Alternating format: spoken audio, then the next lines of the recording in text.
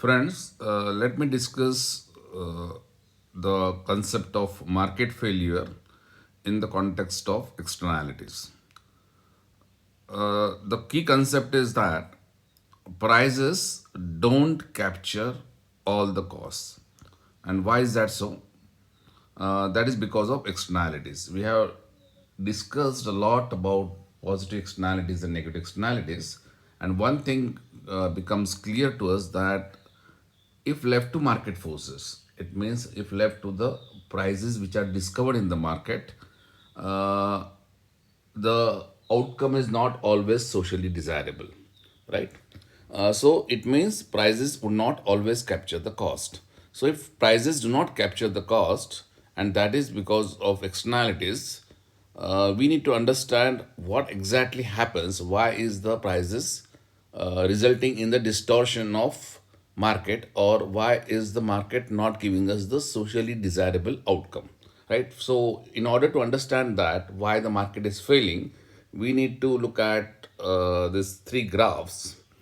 This graph one, the graph A, which is a graph showing the quantity of goods produced or supplied by the market, and on the x-axis, and on the y-axis there are prices or the cost of production. We see there are two curves or two lines. One is the supply line and other is the demand line, right? So supply and demand, wherever they meet, okay, wherever the supply line and the demand line meet, that is called as the market equilibrium. So considering that the supply by the producer is purely based on the private cost, and we had discussed what is a private cost, and the demand is purely based on the private value. We had also discussed what is private benefit. By private cost, we do not consider the social or environmental implications of the supply, and by the private benefit, we do not consider the social or environmental benefits or costs, right? So wherever this supply and demand curve meet, considering only the private cost and private benefit, that comes the point of equilibrium, right? And at that equilibrium, let us say that Q market is the quantity which is supplied by the market forces. Now, what we know for sure, and after the long discussion on externalities, we know that in case of negative externality, right, the quantity which is supplied by the market is not optimum because uh, the supply does not consider the costs, the external costs because of negative externalities, right? So we had said that, and you look at the second curve.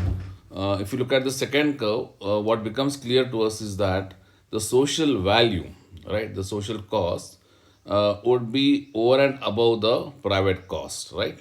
So the as you see the green curve, which is above the blue curve, that reflects the social value and or the social costs, which are above the private costs, and the difference is the external cost, and the external cost is because of negative externality, right? So when you shift that supply curve above to the social curve, it would give us a new intersection point with the demand curve.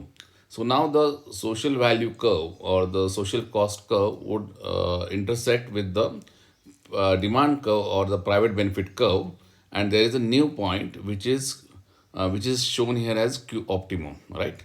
So here you see that Q optimum is the quantity which is produced and which is less than the Q market. Now, what does that mean, right? And why is the Q optimum less? So, when we talk about negative externalities, we had taken an example of polluting cars, right? So, if you understand this concept or the graph with the example of polluting cars, let us say that say 100 cars are being produced by the market without actually accounting for the pollution it is causing, right? So those 100 cars are, we would say, they are overproduced. They are overproduced because they would be polluting more. right? But if you consider the external cost because of pollution and make the supplier pay that cost, what would happen is the supplier would produce less number of cars, let us say 80, and that in so in this case the Q market would be 100 cars and Q optimum would be 80 cars, and that 20, the savings of 20 cars, the less number of production of 20 cars would result in environmental benefit. So this is how the equilibrium shifts if we consider the external costs. And we say that in the presence of negative externalities, the production is always an overproduction, right? Because why there is overproduction? Because the prices do not reflect the social cost. Same could be said about the positive externality. In case of positive externality, we say that because of positive externality, there is a underproduction. Now, when you talk about positive externality, we had taken an example of vaccines. Let us say that there is a company, there is a firm which produces vaccines, and the vaccines which are being produced, that quantity, if left to the market forces, would be Q market. So, if you see the third graph, you see that Q market at equilibrium would reflect the number of vaccines which are being produced without considering the external benefit, because you know that vaccines are going to benefit the society at large, right?